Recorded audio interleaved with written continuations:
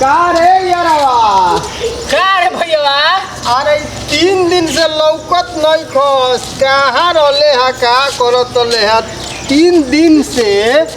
गायब बड़े लौकत ना रहले हा कहाँ रहले हा अरे को मत अरे कहाँ रे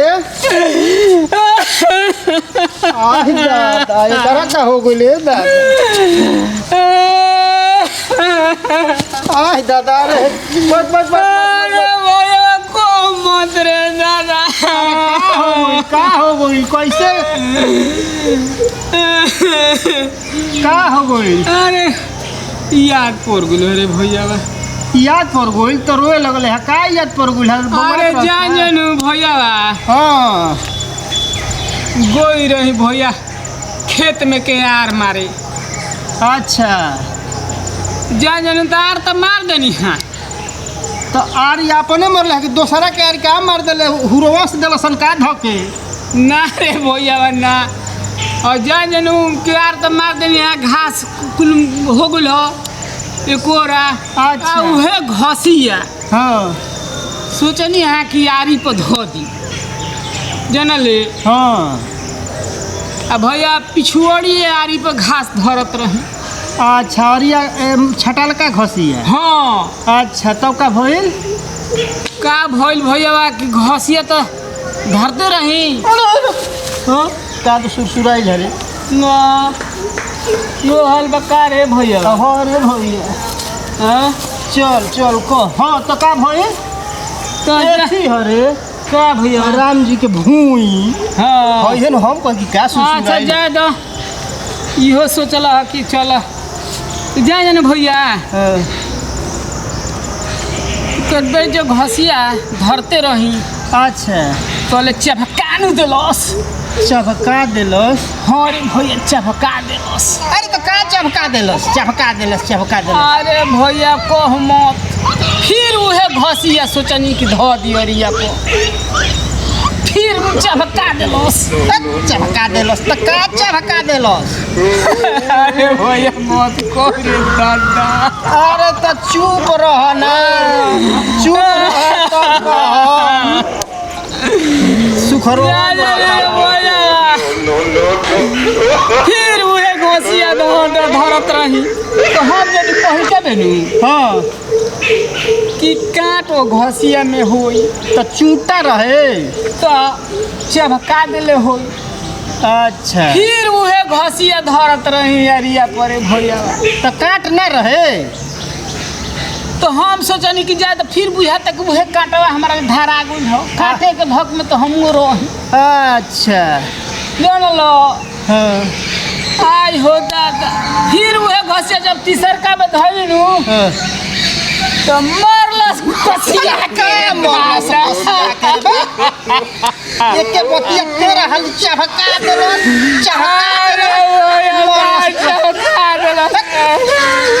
कहबे कि ना का मरलस अरे टेहकी जगह तारा तो कबे तोरा मुहवा में टेहकी ना होता है बीछी मार देलस अरे हो रे भैया पीछे उ करिया रहे कुछ रे दादा कहिया के बात कहते अरे हो गए 3-4 दिन रे भैया। अरे तो 3 दिन पहले भइल तो एहबे काहे रोता रे अरे भैया याद पड़ गेलो रे दादा तो तोरा जब याद पड़ी तब रोबे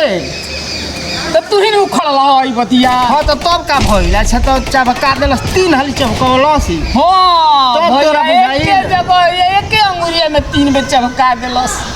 जब तोरा बे 3 बे केहू चबकाई तब तोरा बुझाई इहे नु अरे अब तो कह मत भैया अपन हारल आ मेहरी के मारल तब का भइल आगे बताओ भागल अंडर बियर बहनी घरे भैया अपना घरे हाँ अपना घरे तब आईनी जनल अच्छा अब मेहरानू कहाँ उ दवाई बीरो कराई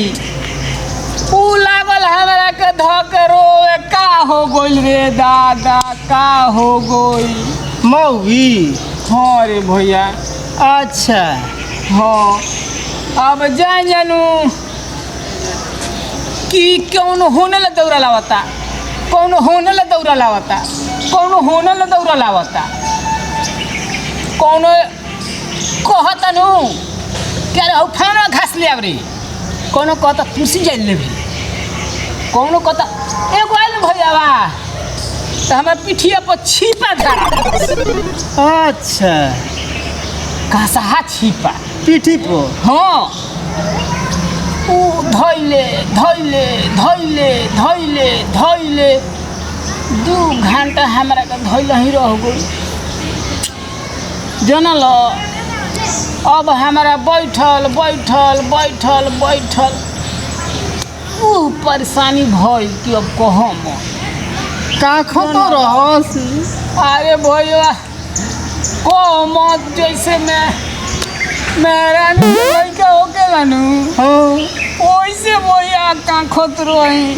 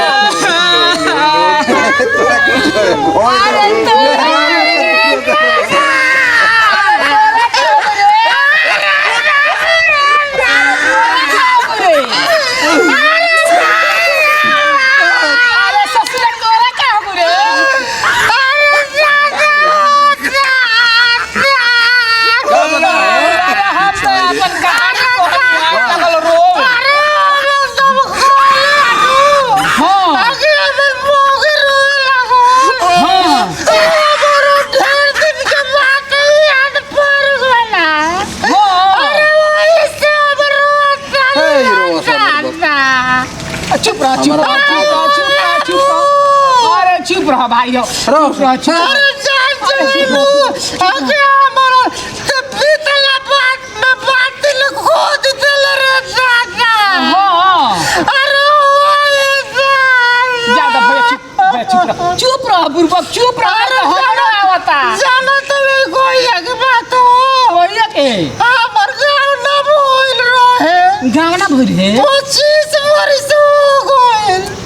अरे बुरबक हमार तो 3 दिन भइल आ तोर 25 बरिस हो गइल 25 वर्ष के बाद जब तक कहले नु हाँ। कि हमर मौगे रोए लागल हाँ। तो हमरो याद पड़ गइल हां तो हमर गांव ना भइल रहे हाँ। हमर बाबू ये दिन कहलन नु हाँ। कि बबुआ जो ट्रैक्टर ले खेत जोतवा दे हां तो हमर एगो गोतिया में के चाचा रहन उहे ट्रैक्टर जमसोना के चलावत रहो हां चौधरी जी के ट्रैक्टर रहे हां और नया नया ड्राइवर रहन खेत जोते के खेत तोरियो जोत देत रहो हां और एगो आरी पक्के जो चढ़ा देलन और ये कटा गोल के जवा से हां कटा जा कटा गोल नु हाँ। तो हम उनके ताकत रही कि कोई से ट्रैक्टरवा चलावत हन हाँ। खड़ा होकर टुकु टुकु हाँ। उनके ताकत रही नीचे देखते ना रही हां केज ले तैयारी कटा गई हां आ तले छुंद कोटल से घोड़ा में रे भाई छुन दे ओ छुंद कोटलस हाँ। तो हम कही के छूटा हो हाँ। आ झाड़ के गोलवा हो सोए फेंको नी हाँ। आ फेंक के फिर खड़ा होके उनके के देखे लगनी हां तो देखे लगनी तले खोट दे ऐसे दुखाए लागल हां तो ऐसे दुखा लगल तो कोनी के चाचा हो हाँ। तो तारवा रोक हाँ। तो को रोकलन हाँ। तो रोक के भिरिया नु तो कहनी के देखो ना हमारा घोड़ावा में छोटा कटलो सा जा दुखा अरे भेजा दे जा दुखा अरे तई तो बेचारा कॉलेज भेज रहा तो कहलन के तोरा के छोटा कटलो बा कि नीचे मर लगी जा तोड़ दे हां तोड़ दे अपना कपड़ा में क्यों गोछिया खोला हाँ। हमारा घोड़ा में tried it. सोई कोस के अब सोई बात के कौन के जो साधु जी हां और दिन में कोदाई में गड़त ओए साधु जी गोइली हाँ। साधु जी गोइली हाँ। तो कहलन के बचावा हे जाओ वेट हां ओए हमारा के बैठा देलो हां अब बैठा के हाँ अब उधर गाड़ी का देता हरे मती ना जारत रहो जारत रहन कॉलन की जो हाँ। बचावा घर है हाँ। अब पानी मत पिए हाँ पिए के मन होई नु हाँ। तो दूध थलफा के पी लिए हाँ तलफा के हमार हाँ। जब दर्द बानू हाँ। ऊपर में चलता हाँ हम जले सही बनल को हमार ओई गोड़वा में के जवन रहे नु खोल देलो। ओए खर्द खोल लेलो हम चलो नी घरे हाँ आ घरे आइनी नु त हमर रोइया सुन के हमर मौगी हाँ। घरवा में से निकलल हाँ। आ निकलल त देखलस की रोत ओन हाँ। तो हमर ले कोस कोस रोवे लागल अरे छोटने हम रोत रही आ ओतने वो रोत रहे हमर माई कहले सो हमर माई नु आकी अरे तो हमर छावड़ा के बीच बोले बा तो ते काहे रोतड़े तो ऊ कहतिए कि ए मज बीछी का कहाली सो हाँ। तो हमारा तो दर्द से बेचैनी ले रहे हमर हे जाके दर्द हे जा करे लागल हे या हे जा अरे तो भगवान हम कोनी कि हे भगवान हमरा मेहरारू के क्यों ना गांव से भेजले बड़ो ई बीछी के नावे लेके जानो हाँ। ओए बहुत बतिया भारी हमरा गाली करत याद पड़ गइले एही से हमरा रोए के मन करत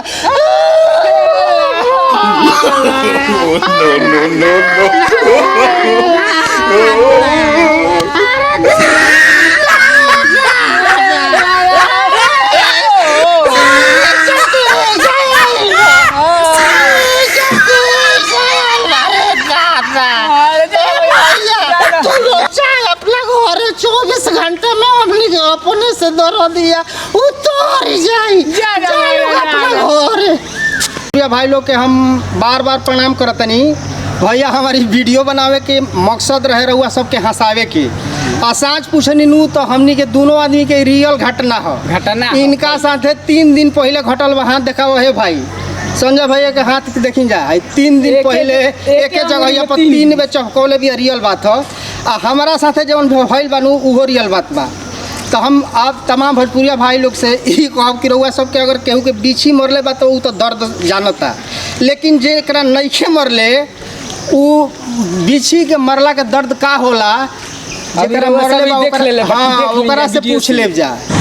तो हम रउआ सब से ये रिक्वेस्ट करब कि भैया रउआ सबके हंसावे खातिर हमनी के कॉमेडी बनौनी है जा रउआ सब चैनल के भोजपुरिया राजा चैनल के ज़्यादा से ज़्यादा सब्सक्राइब करी जा लाइक करी जा और शेयर करी जा एक बाद कमेंट कइल मत भूलब जा हमनी के कहाँ कमी बा कमेंट में और कुछ ना तो हमनी के कमी जौन बा उ कमी जरूर कमेंट करके हमनी के बताई जा ताकि हमनी में अपना में सुधार लाई जा अपना के सुधरी जा तो अंत में हम फिर एक बार आप तमाम भोजपुरिया भाई लोग के बार बार पौलगी करतानी जय भोजपुरिया समाज जय भोजपुरिया राजा कॉमेडी।